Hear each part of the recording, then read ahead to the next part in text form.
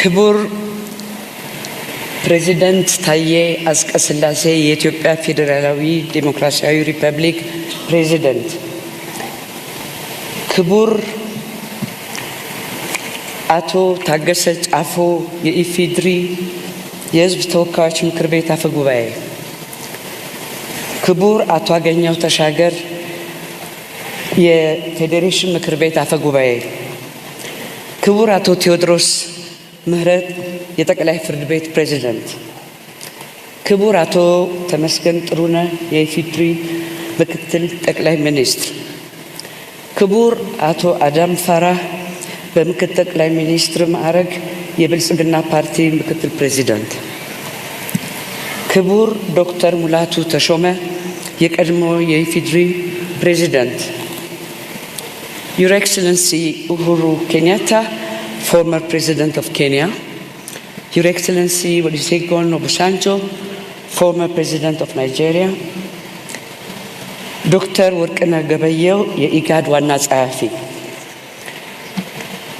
ክቡር የተከበራችሁ የክልል ርዕሳነ መስተዳድሮች፣ የተከበራችሁ የአዲስ አበባና የድሬዳዋ ከተማ አስተዳደር ከንቲባዎች፣ የተከበራችሁ ሚኒስትሮች፣ የተከበራችሁ የኢትዮጵያ ሀገራዊ ምክክር ኮሚሽን ኮሚሽነሮች፣ የተከበራችሁ አምባሳደሮችና ዲፕሎማቶች፣ የተከበራችሁ የኢትዮጵያ ሀገራዊ ምክክር ጉባኤ ተመካካሪዎች፣ ክቡራትና ክቡራን፣ በመጀመሪያ ይህንን ታሪካዊ ሀገራዊ እሴት ያለው ጉባኤ በስኬት አጠናቀን ለዚህ ታላቅ የምስራች ቀን በመብቃታችን ለመላው የኢትዮጵያ ሕዝብና በሂደቱ ውስጥ ንቁ ተሳትፎ ላደረጋችሁ በሙሉ እንኳን ደስ አላችሁ ለማለት እወዳለሁ። ዛሬ የምናጠናቅቀው ይህ ታላቅ ጉባኤ በሀገራችን የፖለቲካና የማህበራዊ ታሪክ ውስጥ አዲስ ምዕራፍ የከፈተ ነው። በሀገራችን የነበሩትንና ያሉትን ጥልቅ አለመግባባቶች፣ ታሪካዊ ስብራቶችና የሀሳብ ልዩነቶች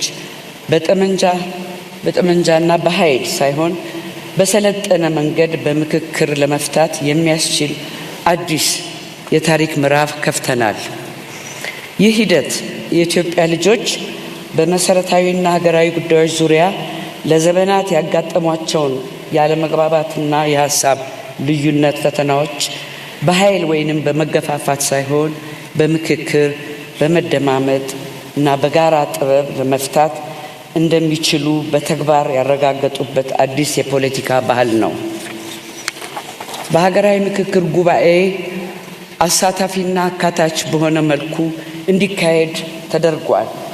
ማንኛውም የህብረተሰብ ክፍል ሳይገለል የሁሉም ድምፅ እንዲሰማና እንዲከበር በትኩረት ተሰርቷል። በዚህ ታሪካዊ ጉባኤ ላይ ከአራቱም የሀገራችን ማዕዘናትና ከመሃል የተውጣጡ 4000 የሚሆኑ ተመካካሪዎች ተሳታፊ ሆነዋል።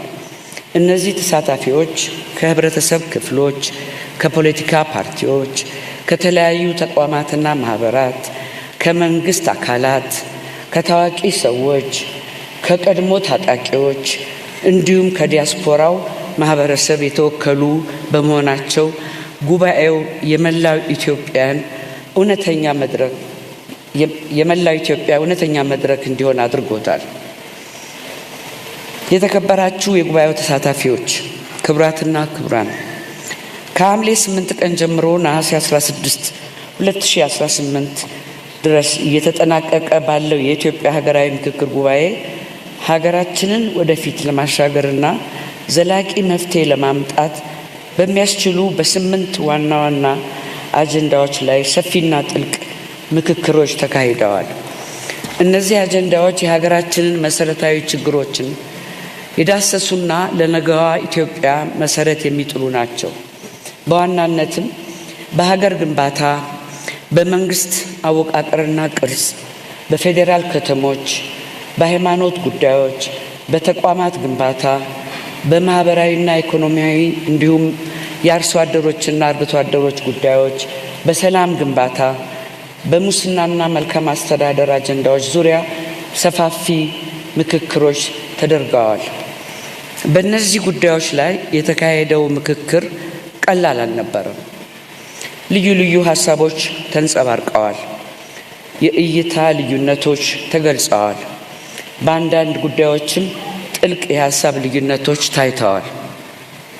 ይሁን እንጂ የዚህ ጉባኤ ትልቁ ስኬት ሁላችንም በአንድ ሀሳብ መስማማታችን ብቻ ሳይሆን በሀሳብ ልዩነት ውስጥም ቢሆን እርስ በርስ መደማመጥ፣ መከባበር እና ለሀገራችን የተሻለ መፍትሄ በጋራ መፈለግ መቻላችን ነው።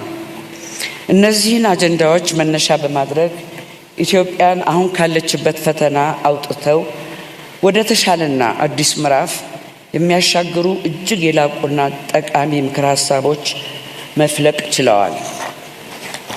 ለዚህ ታላቅ ስኬት የበቁት ተመካካሪዎች ላሳዩት ከፍተኛ ቁርጠኝነትና የሀገር ፍቅር ምስጋናችን ወሰን የለውም። ሙሉ አቅማችሁን፣ ጊዜያችሁን፣ እውቀታችሁን ለምክክሩ ሰጥታችሁ በኃላፊነት ተመካክራችኋል። ሀሳባችሁን በነፃነት ገልጻችኋል። የሌሎችንም ሀሳብ በትዕግስት አዳምጣችኋል። ከራሳችሁ አመለካከት በላይ የሀገርን የጋራ ጥቅም በማስቀደም ያሳያችሁት ኃላፊነት ለትውልድ የሚተላለፍ ትልቅ ምሳሌ ነው። ለዚህም ኢትዮጵያ ታመሰግናችኋለች። በእርግጥም ኢትዮጵያ ትላለች። ክብራትና ክብራን፣ በመጨረሻም ይህ ሀገራዊ ምክክር በዛሬው ዕለት ሲጠናቀቅ ትልቅ ውጤታችን የምክር ሀሳቦች ስብስብ ብቻ አይደለም። ከምንም በላይ በኢትዮጵያ ውስጥ የሚታዩ አለመግባባቶችንና የሀሳብ ልዩነቶችን በምክክር በውይይትና በመደማመጥ የመፍታት ባህል እንዲዳብር መሰረት የጣለ መሆኑ ነው። ከእንግዲህ ልዩነቶቻችን የመለያያ ሳይሆን የመበልጸጊያ፣ የመመካከሪያ አጀንዳዎችን የሚሆኑበት መንገድ አመላክቶናል። ይህ የጀመርነው የመደማመጥና የመከበር ባህል አብቦና ፈክቶ ለትውልድ የሚሻገር ዘላቂ እሴታችን ይሆን ዘንድ የሁላችንም ጥረትና ቁርጠኝነት ያስፈልጋል። ከዚህ ምክክር ውስጥ ኢትዮጵያን ወደ ተሻለ ነገ ለማሻገር የሚረዱ በርካታ ምክር ሀሳቦች ፈልቀዋል።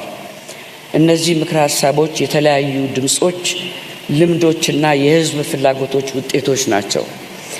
ይህንን ታላቅ ሀገራዊ ሂደት ወደሚቀጥለው የተግባር ምዕራፍ ለማስተላለፍና የተገኙት ሀሳቦች ለሀገራችን መሻሻል እንዲውሉ የሁላችንም ትኩረትና ኃላፊነት ይጠይቃል። የኢትዮጵያ ሀገራዊ ምክክር ኮሚሽን በከፍተኛ ጥረት የተገኙት ምክር ሀሳቦች በመንግስትና በሚመለከታቸው አካላት ሁሉ ተግባራዊ እንደሚደረግ ያምናል። ይህ ጉባኤ የአዲስ ባህል መጀመሪያ ነው። በኢትዮጵያ የሚታዩ አለመግባባቶችና የሀሳብ ልዩነቶች በምክክር የመፍታት ባህል እንዲዳብር መሰረት ጥሏል። ከዛሬ በኋላም ልዩነቶቻችን ሊታረቁ እንደማይችሉ ጉዳዮች ሳንመለከት የጋራ መማሪያና የተሻለ መፍትሄ መነሻ ማድረግ ይገባናል። የምንለያይበት ጉዳይ ቢኖርም የምንጋራት አገር አንድ ናት። የምንፈልገውም ለልጆቻችንና ለመጪው ትውልድ የተረጋጋች፣ ሰላማዊት፣ ፍትሃዊት፣ የበለጸገች ኢትዮጵያን ማስተላለፍ ነው። በመሆኑም ዛሬ ከዚህ ታላቅ መድረክ የምንወስደው ከቃላት በላይ ኃላፊነት መሆን አለበት። የጀመርነውን የመደማመጥ መንገድ ማስቀጠል፣ የፈጠርነውን የመተማመን ድልድይ ማጠናከር እና ለልዩነቶቻችን መፍትሄ ሁልጊዜ የምክክር በርን ክፍት ማድረግ የጋራ ተልዕኳችን ሊሆን ይገባል። በመጨረሻም ይህንን ታሪካዊ የሀገራዊ ምክክር ሂደት በስኬት ለማካሄድ አስተዋጽኦ ላበረከታችሁ ለፌዴራልና ለሁሉም የክልል መንግስታት፣ ለአዲስ አበባና ለድሬዳዋ ከተማ አስተዳደሮች፣ ለጸጥታና ደህንነት፣ ለትራንስፖርት፣ ለጤናና ልዩ ልዩ አገልግሎት ሰጪ ተቋማት ከሁሉም በላይ ለተመካካሪዎች፣ ለአመካካሪዎች፣ ለፓነል ኦፍ ኤክስፐርት ቡድን አባላት፣ ለቃለ ጉባኤያዦች፣ ለሚዲያ አጋሮቻችን፣ ለኮሚሽኑ ባለሙያዎች፣ ሰራተኞች፣ ለበጎ ፈቃደኞች፣ ለዓለም አቀፍ አጋሮቻችንና ለሁሉም ድጋፍ ላደረጋችሁ አካላት በሙሉ በኢትዮጵያ ሀገራዊ ምክክር ኮሚሽን ስም ከፍተኛ ምስጋናዬን አቀርባለሁ። ከሁሉ በላይ ይህ የምክክር ሂደት እንዲሳካ ሁላችንንም የረዳንን ፈጣሪያችንን የኢትዮጵያ ብሔር ብሔረሰቦችና ሕዝቦች ከልብ እናመሰግናለን። ኢትዮጵያ በልጆቿ ምክክርና አንድነት ከፍ ብላ ትኑር። አመሰግናለሁ።